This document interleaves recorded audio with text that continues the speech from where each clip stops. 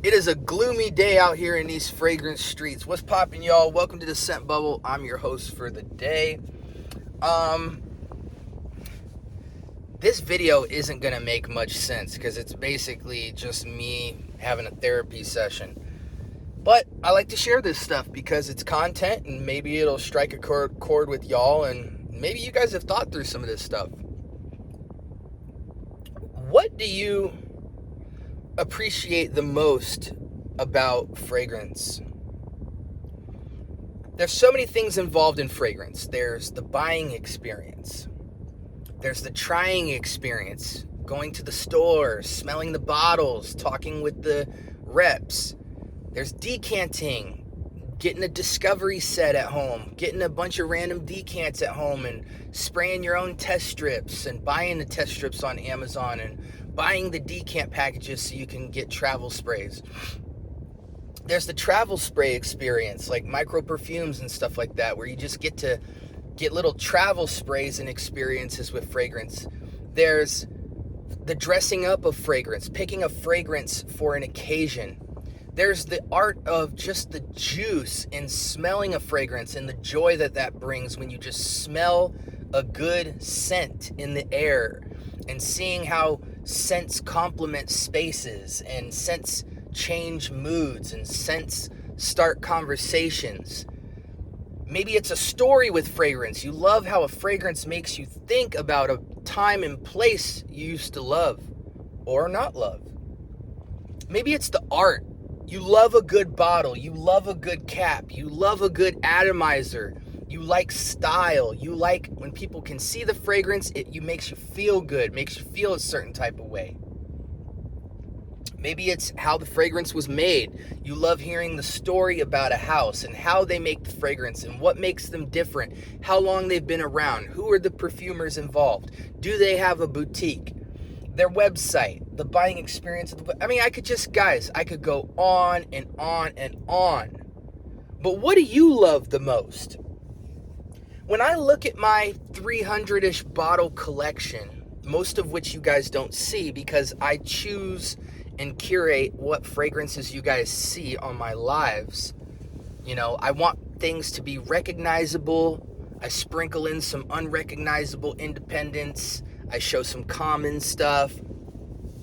I'm not afraid to show a line of Boudicca and then above it have a Banana Republic line. I don't care. I like the joining of the different crowds who appreciate both. But when I show my fragrance collection, or scratch that, when I look at my fragrance collection, I don't see bottles. I don't care about bottles. I don't care about the art. And I have a background in art. I taught art at the college level and at the high school level. I don't care about the aesthetic and the packaging. I can appreciate it, but I don't appreciate it that much. I love the juice first and foremost. The juice, guys. When I see a fragrance bottle, my mind goes into the juice. Oh, what does it smell like? What do I remember about it? What did it do in different spaces that I have memories with? I'm a juice man. Above price, above names, above aesthetic, above story, above everything, I think about the juice the most. That's what's important to me. But I'm realizing that's not the most valuable thing to a lot of other individuals. For some people, it's what the fragrance can do for you. It's the bottle. It's the atomizer. It's the community. It's the content itself is more than the fragrance. It's the idea of the collection rather than each individual fragrance and what it does for you. There's different values in FragCom that people have. And I know it's easy to think in theory that we all care about the juice the most, but I can tell by the way certain people talk and collect and curate and create that they love a different aspect of FragCom more than the juice. They get a kick and an itch and a thrill from other aspects of fragrances beyond the juice. The juice is important, but it's not the most important thing when they see a bottle. I don't see labels, I don't see prices, I just see juice. How are you guys? What do you value the most? If you could make a power ranking of the 3 things that just set you on fire in the fragrance community, what is it? Is it the juice, then the content, then the packaging? Is it the buying experience, the social aspect of it, and then the boutique side of it? Is it the independent and niche side and all that stuff? Or is it the clone world? Is it the content creators that get you excited about fragrance? What is it? I'm really curious. I was telling Kix this the other day. You know, because juice is the most important to me, everything else is important, but if it all leads up to a bad juice, all of it goes away in my mind. The juice is the most essential thing, period, to me, and it's what I think about the most when I think about fragrances. So I can look beyond price, I can look beyond aesthetic, I can look beyond brand and story, because if the juice is exceptional, that's what I care about. Now, inversely, look at my experience with a house like Day 3. My friends told me about Day 3, and I had heard about Day 3. And then I did a little bit of research about Day 3. And then I watched interviews with Michael, the perfumer, and his wife, and heard their story and their collaborations and how they're different and how they're inspired by the Dominican Republic and the culture and the food and all that. And then I got a discovery set and I sat with it and I tried everything from the line as I'm further investigating the house and other people who have tried it and asking questions. And then I hear that the perfumer lives down the street from me. And then I find that they're going to be opening their own first boutique next door to my house. And then I call them and I email them and say, I would love to be there on opening day. And then I am the first to arrive at their local location.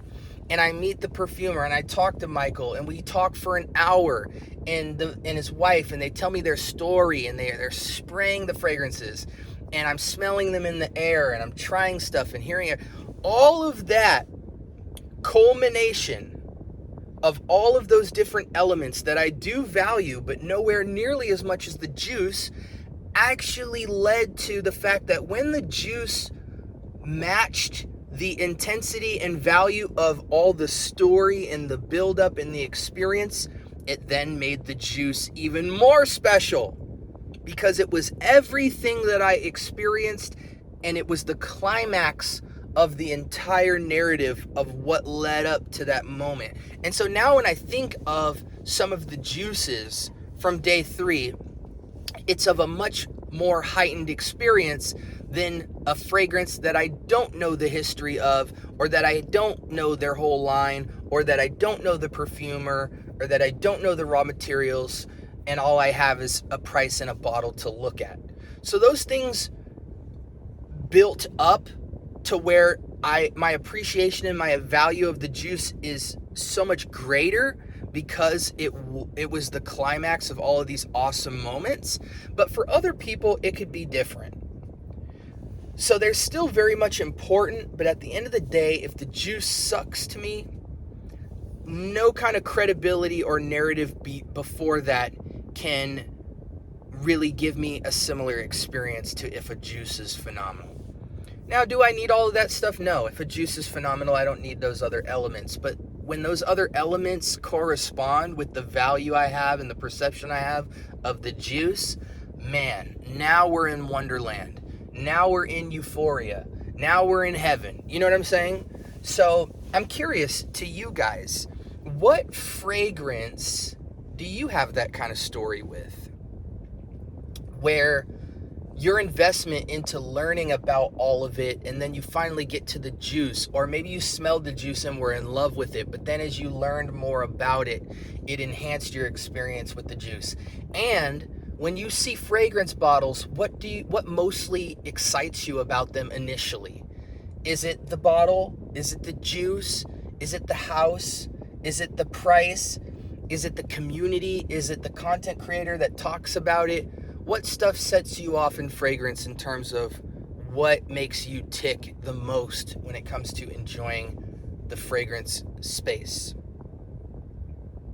All right, we hit 10 minutes. I think that's a good time to close. Sound off in the comments. I do talk back. This is the scent bubble. Going back into the office. Have a blessed week.